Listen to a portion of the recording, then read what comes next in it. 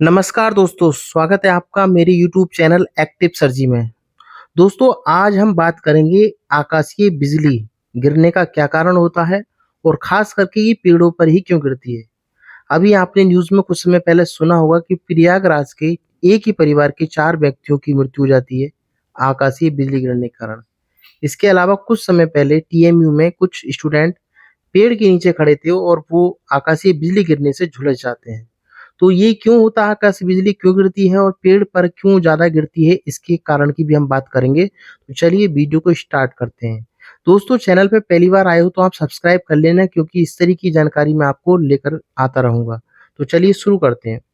दोस्तों, होता क्या है, बादल जो होते हैं, बादल किससे मिलकर के बने होते हैं? ये जल के अणुओं से मिलकर के, यानी पार्टिकल से मिलकर के बने होते हैं।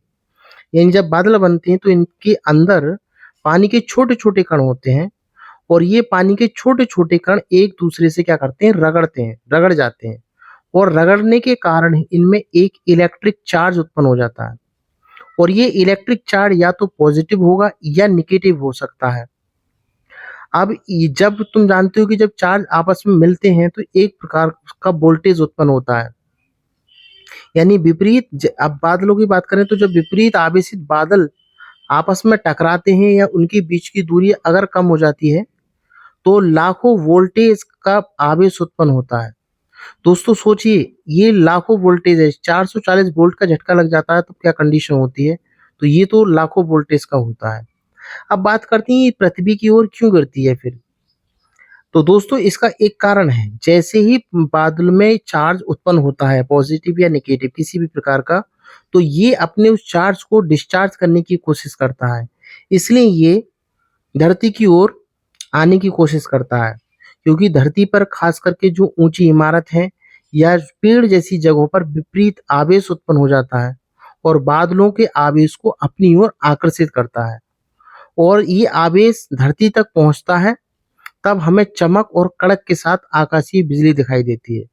दोस्तों, आपने देखा होगा कि जब आकाशीय बिजली गिरती है तो पहले प्रकाश दिखाई देता है, उसके बाद हमें ध्वनि सुनाई देती है। इसका कारण ये है, हमने फिजिक्स में पढ़ा है कि जो प्रकाश की गति होती है वो ध्वनि की गति से अधिक होती है। इसीलिए हमें पहले प्रकाश दिखता है और उसके बाद उसकी ध्वनि सुनाई देती है। दोस्तों, बात करते हैं कि आकाशीय बिजली पेड़ों पर ही क्यों ज़्यादा गिरती है। तो पेड़ों पर ज़्यादा गिरने का कारण ये है कि जो बादल हैं, जो पार्टिकल्स हैं चार्ज वाले, वो कम प्रतिरोध वाले मार्ग की तलाश करते हैं और पेड़ इसके लिए सबसे अच्छा माध्यम होता है, क्योंकि पेड़ के अंदर रस और नमी इसके लिए एक कंडक्टर का काम करती है और ये जो इसका चार्ज है वो पृथ्वी में कर देती है, इसलिए पेड़ पर ज़्यादा गिरती है। दोस्तों, अगर आप भी चाहते हैं कि बिजली गिरने से आप बचना चाहते हैं तो इसके लिए कुछ उपाय करें। दोस्तों, सबसे पहले जो ऊंची-ऊंची इमारतें हैं वहाँ बिल्कुल आप ना ठहरें, वहाँ से अलग हो जाएँ, घर के अंदर चले जाएँ। इसके अलावा पेड़ के नीचे बिल्कुल शरण ना लें, क्योंकि पेड़ जो होते हैं गुड कंडक्टर होते हैं इस कंडीशन में।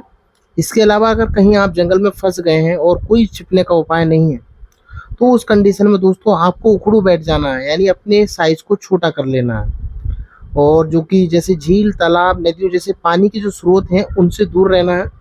मोबाइल का प्रयोग कम करना है, क्योंकि कई बार मोबाइल के जो टावर हैं उससे भी कनेक्ट होकर के बिजली गिर जाती है। घर के अंदर ही रहें जब तक बिजली कड़कती है तब।